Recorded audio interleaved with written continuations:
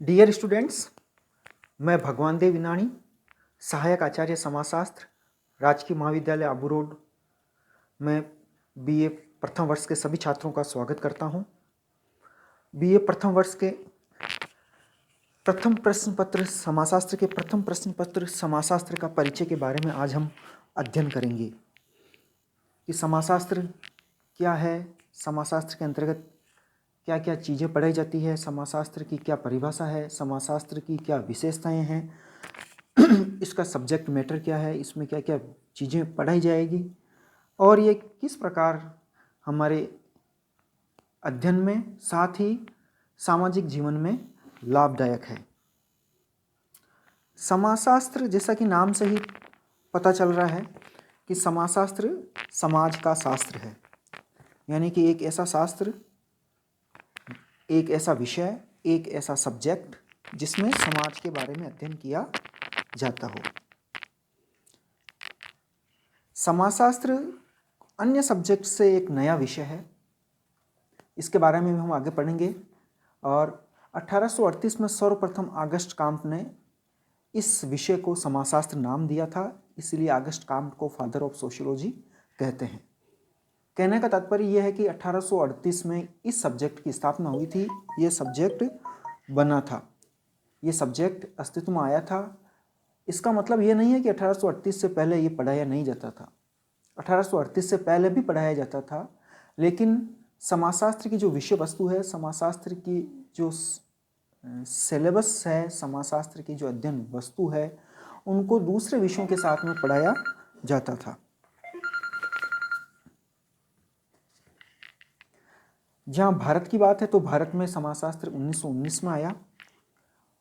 एक औपचारिक रूप से एक विषय की स्थापना हुई, एक डिपार्टमेंट बना, एक विभाग बना। इसका तात्पर्य यह नहीं कि 1919 से पूर्व समाजशास्त्र विषय नहीं पढ़ाया जाता था।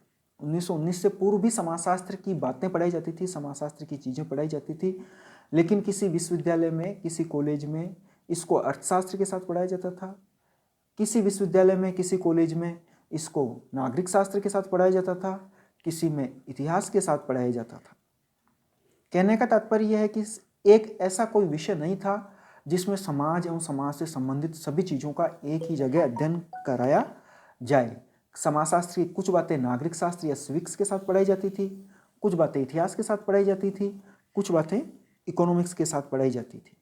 लेकिन 1919 में प्रोफेसर GS गुरिये ने एक अलग विभाग की स्थापना की, एक अलग विषय की स्थापना की। इसके बारे में हम थोड़ा आगे पढ़ेंगे कि समाजशास्त्र क्या है। समाजशास्त्र समाज का विज्ञान है, समाजशास्त्र का शास्त्र है जिसमें समाज एवं समाज से संबंधित सभी चीज़ों का अध्ययन किया जाता है। पहले भी बताया था कि ऑगस्ट काम्ट ने 1838 में सर्वप्रथम समाजशास्त्र नाम दिया, इसी कारण ऑगस्ट काम्ट को समाजशास्त्र का पिता कहते हैं, समाजशास्त्र का जनक कहते हैं।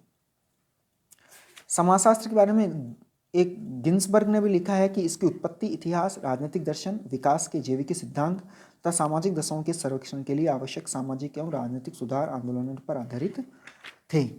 अब समाजशास्त्र का अर्थ एवं परिभाषाएं देखते हैं हम कि समाजशास्त्र को अंग्रेजी में सोशियोलॉजी कहते हैं। सोशियोलॉजी दो शब्दों से मिलकर बना है, सोशियस और लोगस। सोशियस ग्रीक भाषा, लैटिन भाषा का शब्द है और लोगस ग्रीक भाषा का शब्द है, यानी कि जो समाजशास्त्र है उसको अंग्रेजी में सोशियोलॉजी कहते हैं। सोशियोलॉजी दो शब्दों से मिलकर बना है, सोशियस और लोगस। सोशियस का अर्थ है समाज और लोगस का अर्थ है शास्त्र या विषय, यानी कि दोनों को हम एक कर दें तो इसका तात्पर्य, इसका अर्थ हुआ समाज का विषय, समाज का शास्त्र, समाज का विज्ञान।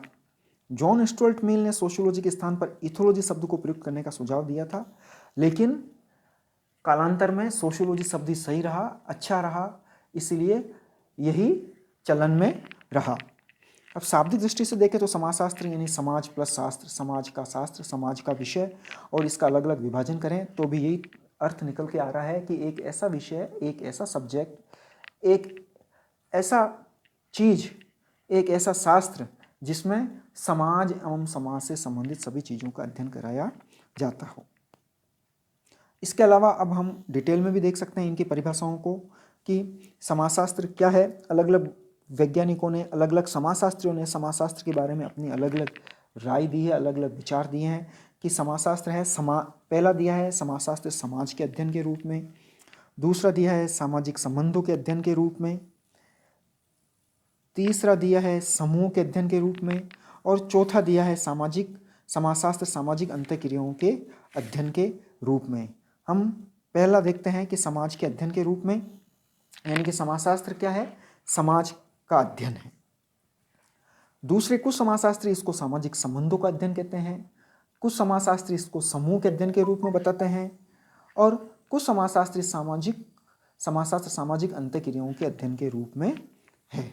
यानी कि समाजशास्त्र वह विषय है जिसमें सामाजिक अंतःक्रियाओं का अध्ययन किया जाता है। सामाजिक अंतःक्रियाओं से तात्पर्य है ऐसी क्रियाएं जो समाज में होती है, साथ ही दो या दो से अधिक व्यक्ति होते हैं, और दो या दो से अधिक व्यक्ति एक दूसरे को प्रभावित करते हैं और एक दूसरे से प्रभावित होते हैं। यानी कि दो या दो से अधिक व्यक्ति ऐसी क्रियाएं करते हो जिससे वो एक दूसरे को प्रभावित करते हो और एक दूसरे से प्रभावित होते हो, और जब ये क्रियाएं समाज में होती है तो इनको सामाजिक अंतःक्रियाएं कहते हैं। और अधिकांश समाजशास्त्री इन्हीं सामाजिक अंतःक्रियाओं के अध्ययन को समाजशास्त्र कहते हैं। कुछ समाजशास्त्री सामाजिक संबंधों के अध्ययन को समाजशास्त्र कहते हैं, कुछ कहते हैं समाज सामाजिक संबंधों का जाल है। मैकाइवर पेज दो बहुत बड़े समाजशास्त्री हुए हैं जिन्होंने समाजशास्त्र पर काफ़ी काम किया है, और उन्होंने समाजशास्त्र की एक बहुत ही छोटी बहुत ही अच्छी परिभाषा दी है। समाजशास्त्र समाज का जाल है, यानी कि समाज का जाल है, और ये जाल आपस में इतना घुला मिला है, इतना अंतर संबंधित है कि इन्हीं के अध्ययन को समाजशास्त्र कहा गया है। नेक्स्ट देखते हैं समाजशास्त्र का विषय क्षेत्र क्या है। कि एलेक्स इंकेल्स बहुत बड़े समाजशास्त्री हुए हैं। उन्होंने अपनी पुस्तक व्हाट इज सोशियोलॉजी, अपनी पुस्तक का नाम है कि समाजशास्त्र क्या है, उसका परिचय दिया उन्होंने कि व्हाट इज सोशियोलॉजी में बताया है कि समाजशास्त्र परिवर्तनशील समाज का अध्ययन करता है, इसलिए समाजशास्त्र के अध्ययन की न तो कोई सीमा निर्धारित की जा सकती है और न ही इसके अध्ययन क्षेत्र को बिल्कुल स्पष्ट रूप से परिभाषित किया जा सकता है। फिर भी समाजशास्त्र के विषय क्षेत्र को मुख्यतः दो भागों में बांटा गया है, स्वरूपात्मक संप्रदाय और समन्वयात्मक संप्रदाय। अब हम इसके बारे में डिटेल से पढ़ेंगे कि स्वरूपात्मक संप्रदाय क्या कहता है और समन्वयात्मक संप्रदाय क्या कहता है। पहला देखते हैं हम स्वरूपात्मक संप्रदाय। स्वरूपात्मक संप्रदाय में सामाजिक संबंधों के स्वरूपात्मक पक्ष पर जोर दिया जाता है, यानी कि जो संबंध हैं वो स्वरूपात्मक रूप में होने चाहिए, और इसके समर्थक विद्वान हैं जॉर्ज सिमेल, वॉनविज, वीरकांत, मैक्स वेबर, टोनीज आदि। इन समाजशास्त्रियों का कहना है कि समाजशास्त्र अन्य सामाजिक विज्ञानों की भांति एक स्वतंत्र एवं विशेष विज्ञान है। यानी कि इनका कहना है, इन समाजशास्त्रियों का कहना है कि जिस तरह इतिहास अलग विषय है, अर्थशास्त्र अलग विषय है, नागरिक शास्त्र अलग विषय है, लोक प्रशासन अलग विषय है, उसी प्रकार समाजशास्त्र भी अपने आप में एक अलग विषय है। यानी कि और समाजशास्त्र का यह संप्रदाय सामाजिक संबंधों के स्वरूपात्मक पक्ष पर जोर देता है। यानी कहने का मतलब है जिस तरह दूसरे विषयों का अस्तित्व है, उसी तरह समाजशास्त्र भी अपने आप में एक अलग विषय है। इसमें सभी चीज़ों को हम नहीं पढ़ा सकते, सिर्फ सामाजिक संबंधों के स्वरूपात्मक पक्ष को ही पढ़ा सकते हैं। एक खिचड़ी नहीं बनानी हमको, थोड़ा अर्थशास्त्र पढ़ा दिया, थोड़ा नागरिक शास्त्र पढ़ा दिया, थोड़ा इकोनॉमिक्स पढ़ा दिया, अर्थशास्त्र पढ़ा दिया, राजनीति विज्ञान पढ़ा दिया, इतिहास पढ़ा दिया, नहीं। समाजशास्त्र जो सामाजिक संबंध है उनके हम सिर्फ स्वरूपात्मक पक्ष पर जोर देते हैं, उन्हीं स्वरूपात्मक पक्ष का ही हमको अध्ययन करना चाहिए। ये अपने आप में एक अलग विषय है। और इसमें इन जो इसके समर्थक हैं उनमें जॉर्ज सिमेल ने भी यही कहा है, वॉनविज ने यही कहा है, वीरकांत ने यही कहा है, मैक्स वेबर ने यही कहा है। ये बहुत बड़े बड़े समाजशास्त्री हुए हैं। अब कई जगह इस स्वरूपात्मक संप्रदाय की आलोचना भी हुई है, लेकिन फिर भी ये समाजशास्त्री अपने विचारों को सही ठहराते हैं। दूसरा जो समाजशास्त्र का विषय क्षेत्र है, दूसरा पक्ष है, दूसरा मत है, वो है समन्वयात्मक संप्रदाय या सिंथेटिक स्कूल। यानी कि जो पहला सामाजिक संबंधों के स्वरूपात्मक पक्ष पर जोर देता था, पहला पक्ष, यह पक्ष उसके विपरीत कहता है कि हमें समाजशास्त्र को एक समन्वय के रूप में पढ़ना चाहिए। इस संप्रदाय के जो प्रमुख विद्वान हैं, प्रमुख समाजशास्त्री हैं, वो है सोरोकिन, दुर्खिम, हाबहाउस और गिन्सबर्ग। यानी कि ये कहते हैं कि हमें समाजशास्त्र को एक विशिष्ट विज्ञान बनाने के बजाय एक सामान्य विज्ञान बनाना चाहिए। हमारे को इसको समाजशास्त्र को एक विशिष्ट विज्ञान नहीं बनाना चाहिए, इसको एक सामान्य विज्ञान बनाना चाहिए, क्योंकि मनुष्य एक सामाजिक प्राणी है, वो समाज में रहता है और वो एक विशिष्ट जीवन जीता नहीं है, वो एक सामान्य रूप से इस सामान्य समाज में रहता है। इसलिए समाजशास्त्र की अध्ययन में सभी सामान्य बातों को, सभी सामान्य चीज़ों को शामिल किया जाना चाहिए। इनके अनुसार समाज के संबंध में संपूर्ण ज्ञान प्राप्त करने के लिए समाजशास्त्र के क्षेत्र को केवल सामाजिक संबंधों के स्वरूपों तक ही सीमित नहीं रखा जा सकता। उन्होंने समाज की तुलना जीवधारी से की है। जिस प्रकार जीवधारी के सभी अंग एक दूसरे से संबंधित होते हैं, यानी कि जिस प्रकार मनुष्य के हर अंग अलग अलग होते हैं, आँख है, श्वसन तंत्र है, परिसंचन तंत्र है, पाचन तंत्र है, उत्सर्जन तंत्र है, हमारे हाथ है, पैर है, और इन सब का काम अलग अलग है। लेकिन यदि ये स्वतंत्र रूप से कार्य करना शुरू कर दे या समन्वय बिठा के काम नहीं करे तो हमारे शरीर का अस्तित्व नहीं रहेगा। यदि पैर चलने से मना कर दे, जब चलने की आवश्यकता हो, कहीं बचना हो, दौड़ने की आवश्यकता हो और हमारे पैर चलना मना कर दे, कहीं चिल्लाने की आवश्यकता हो और मुंह हमारा बोलना बंद कर दे, तो शरीर का अस्तित्व नहीं रहेगा। तो ये समाजशास्त्री कहते हैं कि समाजशास्त्र में सभी सामान्य बातों का अध्ययन किया जाना चाहिए, एक समन्वय के रूप में समाजशास्त्र को पढ़ाया जाना चाहिए। इसके समर्थक विद्वान में हाबाउस है, दुर्खिम है, सोरोकिन है। सोरोकिन ने बहुत ही अच्छा एग्जाम्पल बताया है। सोरोकिन बता रहे हैं कि सोरोकिन के अनुसार आर्थिक संबंध ABCDEF है, राजनीतिक संबंध ABCGHI है, धार्मिक संबंध ABCJKL है और वैधानिक संबंध ABCMNO है। लेकिन जो समाजशास्त्र है इनमें से कॉमन वो है, सभी में ABC है, यानी कि और समाजशास्त्र इन्हीं कॉमन चीज़ों का अध्ययन करना चाहिए जो सभी पक्षों से संबंधित हो।